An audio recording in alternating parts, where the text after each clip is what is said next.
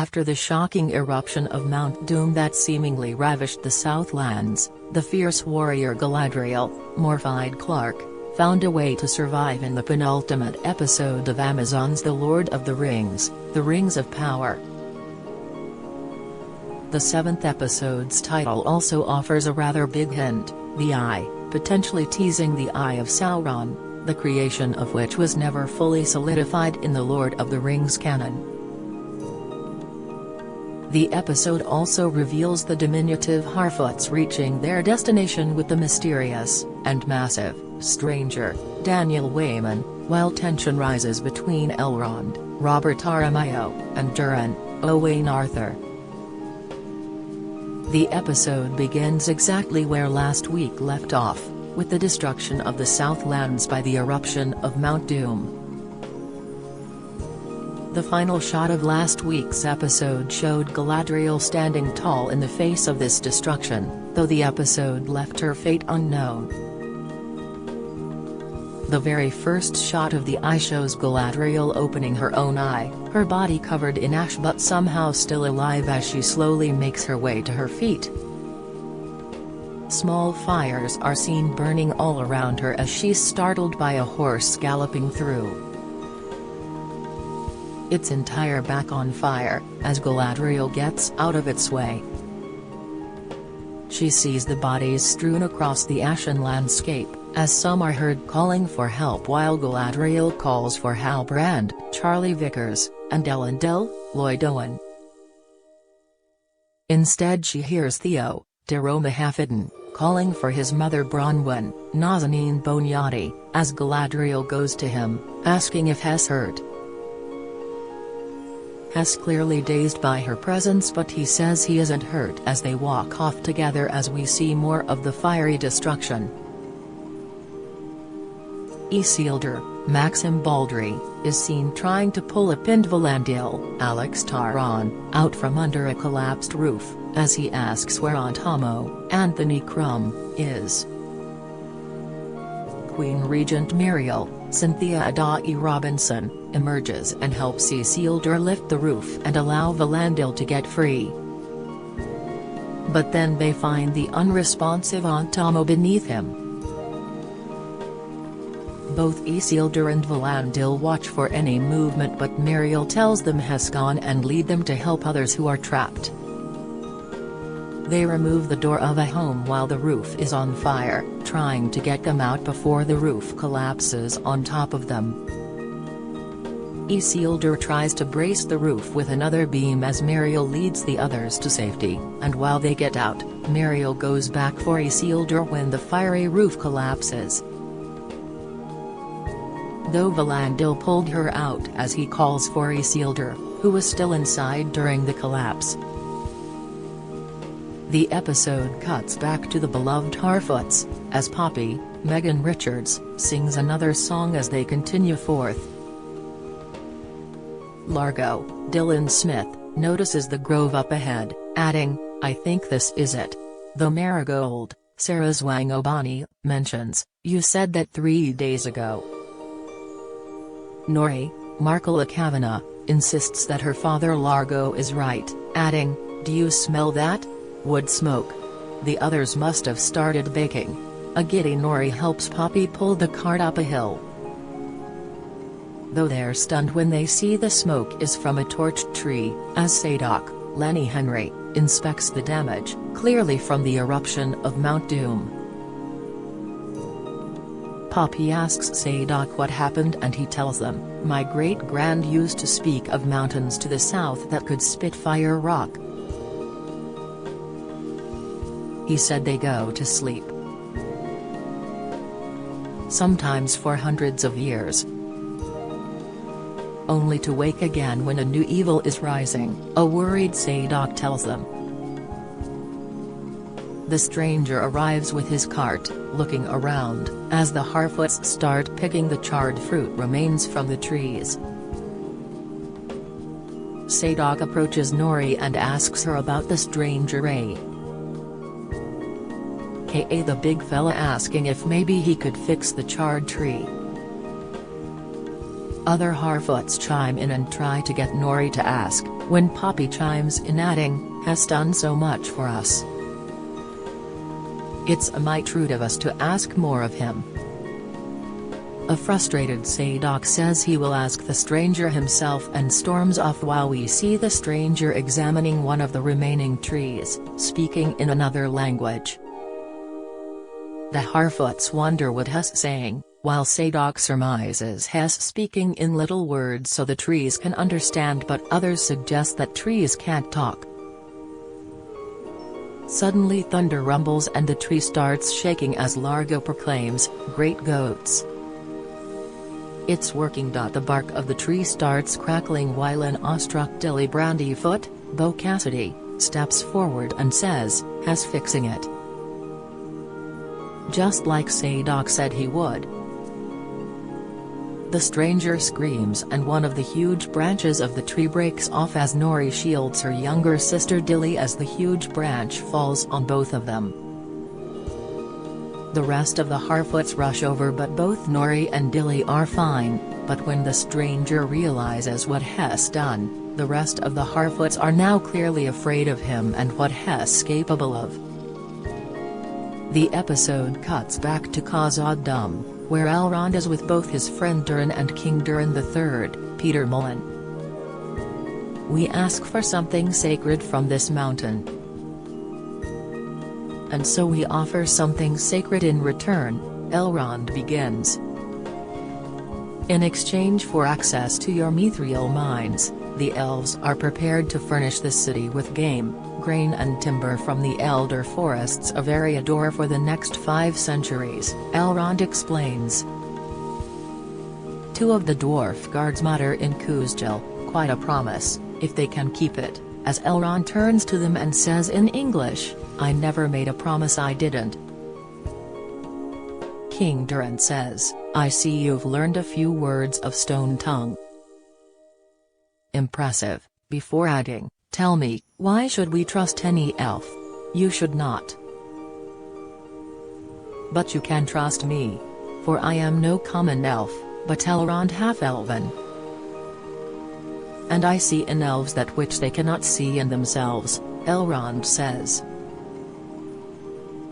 "That is why I stand before you now alone," he adds, before kneeling to King Durin, adding Hess, pleading to save my people. "Please, noble king. Help us." King Durin looks to his son the prince, who offers a slight smile, as the king says he will speak to his son now, as Elrond is escorted out. Prince Durin asks, "What is to be your answer, father?" as King Durin holds a leaf, stating, "It is said that when Allah created out people, he crafted us of 2 elements, fire and rock. The rock that lives within us hungers for the eternal, resisting the pull of time. But the fire embraces truth. That all things must one day be consumed and fade away to ash," King Durin says, as his son shakes his head. "We do not dig in earth that cannot support it." Delving into depths beyond the darkness. Tempting shadow, rock and mine, to bury us all beneath the mountain. "I will not risk dwarven lives to help the elves cheat death," King Durin says, which infuriates Prince Durin. "Cheat death? Father. My friend is drowning, reaching for me to pull him ashore. You expect me to swat his hand away because you're afraid of a bloody rock fall?" Prince Durin says. "The fate of the elves was decided many ages ago. By minds much wiser, much farther seeing than our own. Defy their will, and this entire kingdom may fall, perhaps the entire Middle-earth," King Durin adds. "I am sorry, my son, but their time has come," King Durin says, as the episode cuts immediately to Prince Durin's home and his wife Princess Disa, Sophia Nomvit. "Lie-spirited, uncaring, old fool," Disa exclaims while forging a new weapon, though Durin softly adds, "What if Hess right? You're not thinking of letting this happen." Disa adds, but Durin says, "What choice do we have? You said the other dwarf lords were open to the proposal. If we reopen the mine ourselves, prove to them Terry's a safe way to gather mithril, perhaps they'd make him listen," Disa passionately adds. "Perhaps we could force your father's hand," Disa says, but Durin says Hess not just his father, but their king. "What kind of father would I be if I teach our children the will of a king should be counted as dross to be cast to the wind?" Durin asks. Disa sighs and drops the scalding hot weapon into a vat of water, adding, "All right, fine. I shouldn't have said he had lice in his beard, or called him a fool." She adds that she hates it when he heaps slag on my mother, though Durin adds, in your mother's case she actually does have lice in. I'm joking. The door opens and Elrond enters, as Durin gives him a sigh and he knows immediately that King Durin turned down his proposal. "Don't suppose I can elbow you into staying for dinner?" Durin asks, though Elrond says, Gil-galad must be informed. "And soon, he will no longer be a king, for there will no longer be a Lindon," Elrond says, as Durin adds, "So this is goodbye then?" "We do not say goodbye," Elrond says, approaching a teary-eyed Durin adding, "We say Nimari," which Elrond explains, it means more than simply farewell.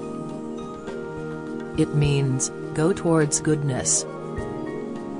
Elrond gives Durin the small piece of mithril back before leaving his home, as a sad Durin sits down and slides the piece of mithril across the table, landing next to the gold leaf with black rot all over it.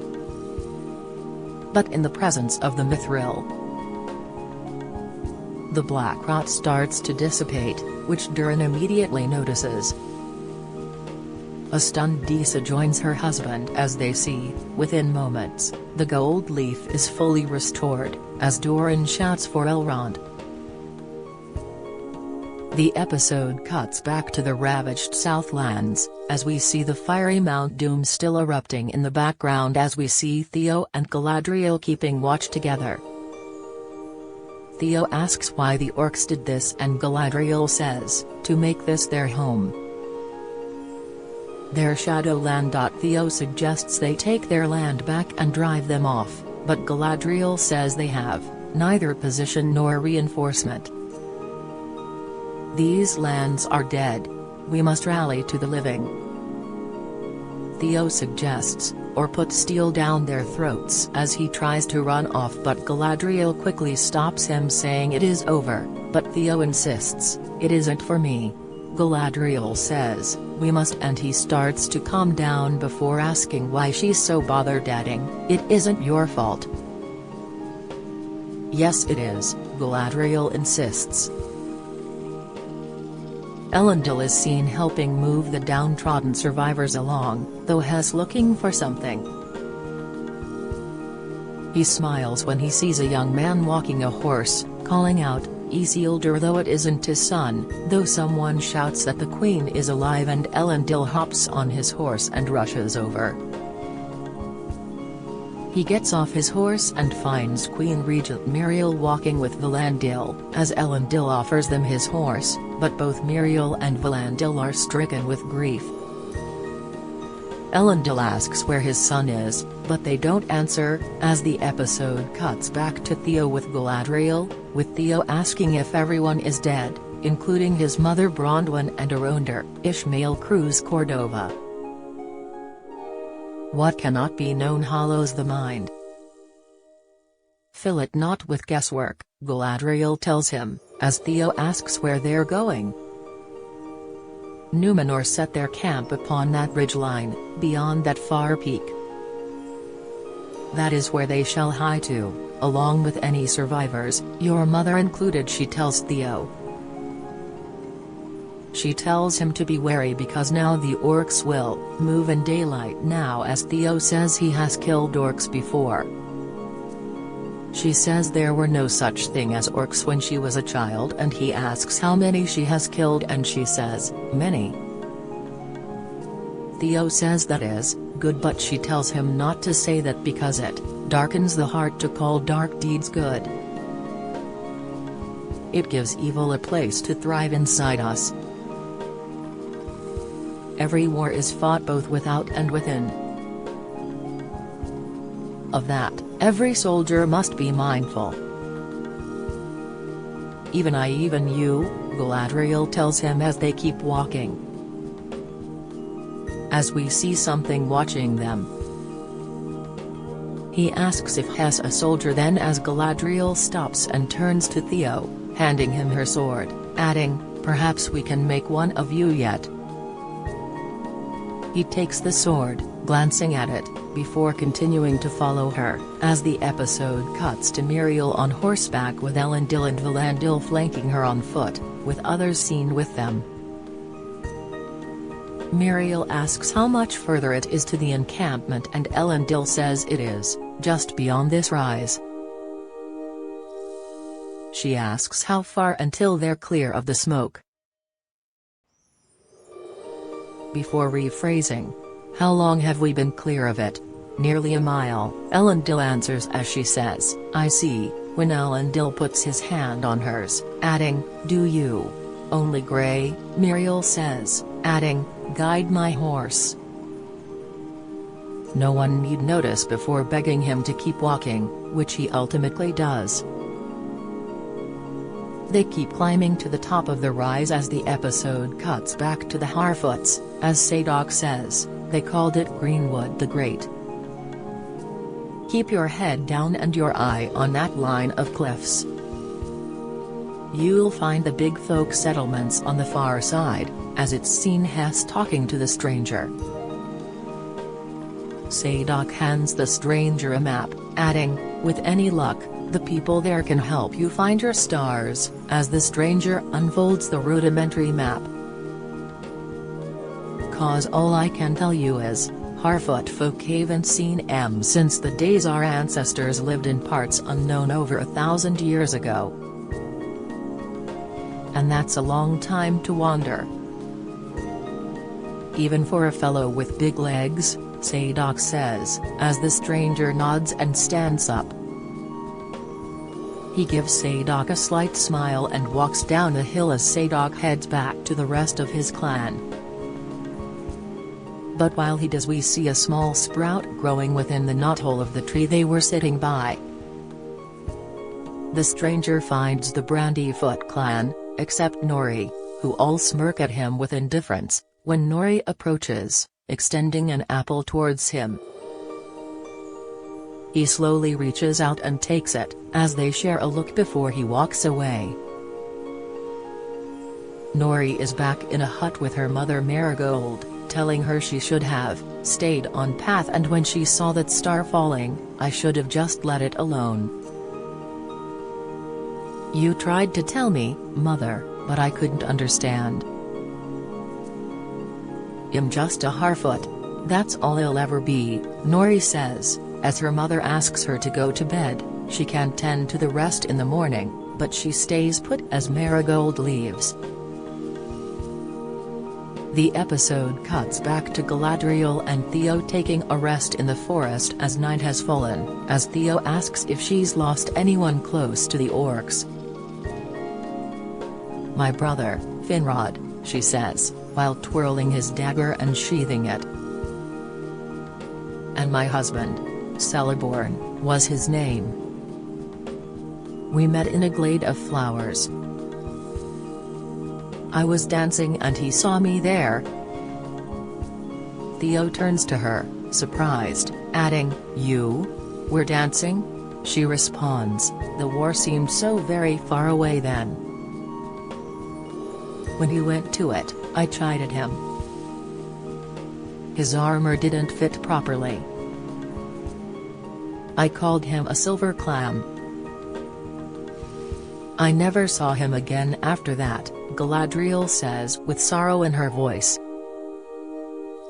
Theo adds, "My lady, what you said before, you're wrong. "It isn't your fault. It's mine." "You did not intend for this to happen," she tells him, but he adds, "I gave power to the enemy. So that makes me responsible." Some say that is the way of things. But I believe the wise also look upon what is in our hearts. "And this was not in yours," Galadriel says. "Do not take the burden of this day upon your shoulders, Theo. You may find it difficult to put it down again," she tells him. He asks how he can let it go and she says, "There are powers beyond darkness at work in this world. Perhaps on days such as this, we have little choice but to trust their designs, and surrender our own. My home is gone. Where's the design in that?" Theo asks, as Galadriel says, "I cannot yet see it," when they hear the unmistakable grunting of orcs. They get lower in the trench and see an orc battalion walking past, when Theo starts to unsheath his sword, but Galadriel stops him. They stop, hearing the sword, as two orcs start walking below for a closer look, just above the Galadriel and Theo. One of them starting to sniff the air. Another asks what he smells and he says, "Ashes." Nothing but ashes, and they go back to the formation and leave. Galadriel tells him, "Rest while you can. We leave at first light," though Theo responds, "What light?" The episode cuts back to Khazad-dûm, deep in the mines, as Prince Durin pounds away at the rocks with Elrond behind him. The mines rumble as Durin says it was another tremor, and Elrond says they need to give the rocks time to resettle as they take a break, and Elrond hands Durin a canteen, but he refuses it. "Self-discipline, Master Elf," Durin says, as Elrond asks if he thinks that will bring him success. "It did in our contest," Durin says, referring to their endurance contest when Elrond first came to Khazad-dûm. "Did it?" a somewhat smug Elrond says, sitting down across from Durin, as he realizes, "You lost on purpose? My aim was never to defeat you, but to gain your ear a while longer," Elrond says with a smile, as Durin says, "Elf lies before Elrond admits, I was." Winded Durin lets out a sigh and says, "Blast it," and Elrond hands him the canteen as he takes a drink, adding he always thought he was dwarvish for an elf, and Elrond says Durin is elvish for a dwarf. Elrond jokes that he is the son of Durin and grandson of. As Durin says, "Scoff if you like. The mightiest thing a dwarf can do is to be worthy of the name of his father," as Elrond seemingly pines for his lost father. Durin says they do have their secret names for use only amongst ourselves, adding they reveal them only to family, wives, fathers, sisters, brothers. Durin is about to say something and Elrond tells him to save it for the far side, as Durin agrees and gets back to work. The caves rumble again as Durin strikes his axe, which breaks through to the other side, as Elrond takes a look, seeing loads of mithril leading to the bottoms of the tree roots. But when Elrond turns back, he sees King Durin waiting. Prince Durin says, "It's more than we ever imagined," as Elrond tries to speak, but the king, flanked by guards, shouts, "Enough." Prince Durin pleads his father to just look at it, but the king tells his guards to seize the elf. They shove Elrond out of Khazad-dûm as he sits on the rock, revealing Hess holding a small piece of mithril in his hand. Prince Durin is speaking with his father, who tells him that when his mother birthed him, something inside you was ill-formed. Your breathing was ragged and dry. A tiny, pitiful sound, like scraping chalkstones. Folks said you'd never see your first winter. And every night, after your mother's weeping eyes had found refuge in sleep, I held you to the firelight, kept your chin up all night long. Seemed to ease the burden a little. And one night, I gazed down on your tiny, naked face, and I saw upon it the great grey beard of an old dwarven king, King Durin says. Mighty and terrible as an army with banners. And when your mother woke, I told her she need cry no more. Our son would live and he would move mountains, King Durin adds. Prince Durin turns to his father and says, "How do you expect me to move mountains when you fall to pieces when I dig a single hole? You speak of greatness in me but you suffocate in me any ambition, any desire, any thought that does not originate in you," Prince Durin says. The iron that must bear the most heavy of burdens must also endure the most rigorous tempering, King Durin adds. Prince Durin adds, "Consigning your allies to death is not tempering. Elrond is as much a brother to me as if he'd been fired in my own mother's womb." King Durin solemnly says, "How dare you? How dare you invoke your mother's memory to defend your decision to betray your own kind?" Prince Durin angrily stands up and says, "No, it is you who betrayed our kind. Squandering our future so you can cling to the past. You profane the crown you wear." The king approaches his son the prince and removes his gold neckplate and tosses it aside before walking away from his son. Prince Durin picks it up but King Durin stops and says, "Leave it. It's not yours anymore," before walking away. The episode cuts back to the Harfoots, as Poppy is singing away as Nori wakes up and chides her for eating an apple, saying they have to save them. "Why don't you take a look outside, then we'll talk," Poppy says with a smile, as Nori gets out of the cart and finds all of the trees now fully in bloom with plenty of fruit for everyone, and then some. Sadok says, "We'll go to market with that crop, won't we?" As Nori says, "I don't understand." How do you think?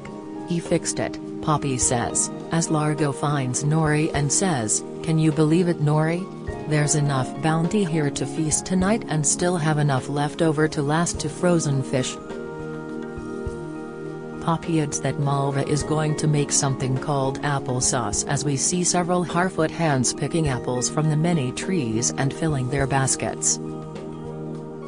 Poppy is down by a stream, singing away as usual as she fills up her bucket with water, when something stops her in her tracks. She bends down to take a closer look and finds a rather large footprint, which causes her to run off and leave her bucket in the stream. The stream current carries the bucket. As the mysterious character played by Bridie Sisson, whose name has not yet been revealed, finds it and examines it, while flanked by two others, Edith Poor and Collie Cappy.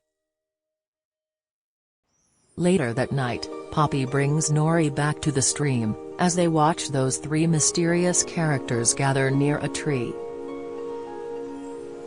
Bridie's character puts her hands on the tree, plucking the small flower that has grown from it while another character points a finger straight ahead.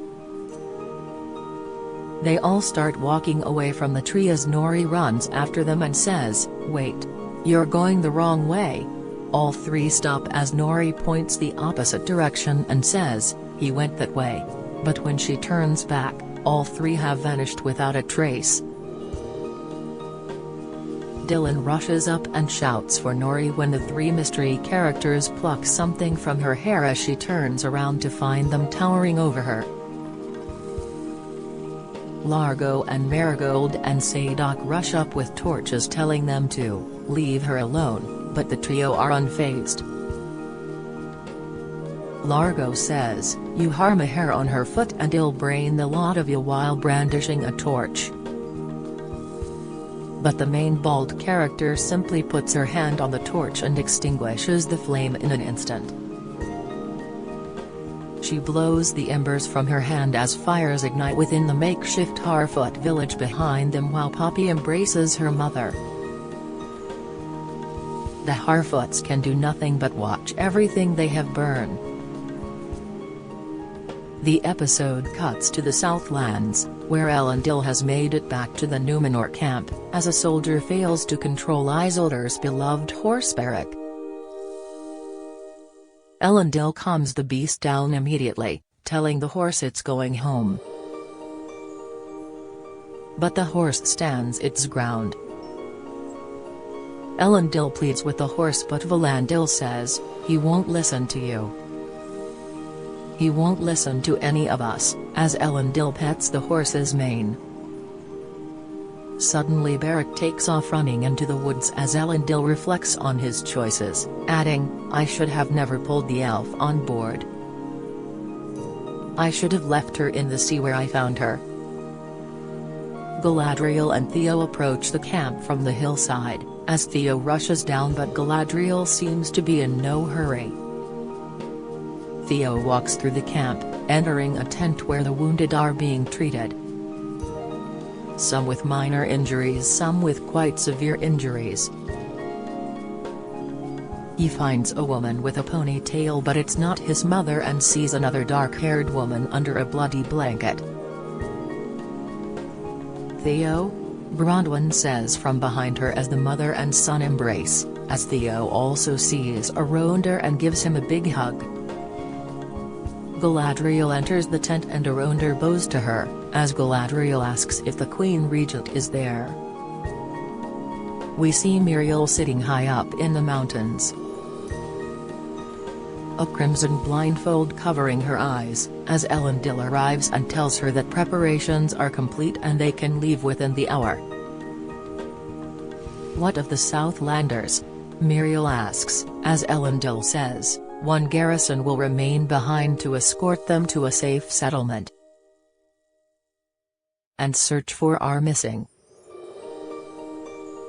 Galadriel approaches, as Elendil finds it hard to hide his contempt. Galadriel approaches and wells up when she sees the Queen is blinded. Galadriel drops to one knee as Miriel reminds her, no one kneels in Numenor, though Galadriel reminds the Queen, "You are not in Numenor. Neither of you are. A fault that is mine alone," though Elendil interrupts and says, "Our ships are waiting, my Queen." Elendil shoots Galadriel a dirty look and says, "Let us put this land behind our sails," though Miriel reaches out and puts her hand on Galadriel's face. "Do not spend your pity on me, elf. Save it for our enemies, for they do not know what they have begun," Miriel says with conviction. Miriel puts her hand in Galadriel's and she helps the Queen Regent up, who adds, "For I, Miriel, daughter of Ar-in-Zilladun, vow this. Numenor will return," which clearly upsets Elendil. Galadriel tells Miriel, "Then the elves will be ready," while Miriel tells Elendil, "Captain, we sail with the tide," though no one answers. Elendil is seen fighting back tears as the episode cuts back to the Harfoots, cleaning up what's left of their village. Largo finds Nori just sitting down and commands her to get on her feet and help gather what she can. When she doesn't respond, he says, "Nori, now. Don't let this splinter your spirit, it will be all right." Marigold tells her husband not to lie to Nori, adding, "She's too old for that now," but he insists, "I wasn't lying." It will be alright. Sadok approaches and tells Largo to give us a moment to weep, though Largo says, "Weeping? Is that all you think we have left in us? We're Harfoots. Look, we don't slay dragons. Not much for diggin' jewels, but Terry's one thing we can do, I wore it, better than any creature in all Middle-earth. We stay true to each other. No matter how the path winds, or how steep it gets, we face it, with our hearts, even bigger than our feet. And we just keep walkin'," Largo says, as Nori gives her father a nod. They all go back to gathering what they can as Nor gets up and grabs a satchel and puts it over her shoulder, as Marigold asks where she's going. "To help my friend. Warn him what's comin'. He deserves at least that," Nori says as Sadok says, going off trail. "Now? Alone?" "She won't be alone," Poppy says, grabbing a satchel herself and joining Nori, adding, "We've left enough folk behind. We're not leaving him." Marigold speaks up and says, "You girls aren't going anywhere." "Not without me," as Largo asks if she's sure about this. Vilma, Maxine Cunliffe, says if they go into those woods they may not come out alive, while Malva, thus Athajaya Sundara, adds, they might, if a trail finder were to go with them. Brandyfoot Girl was right to help him. Was right all along. And if you think that Malva Meadowgrass is too proud to admit it, well, what's the good of livin', Sayid, if we aren't livin' good?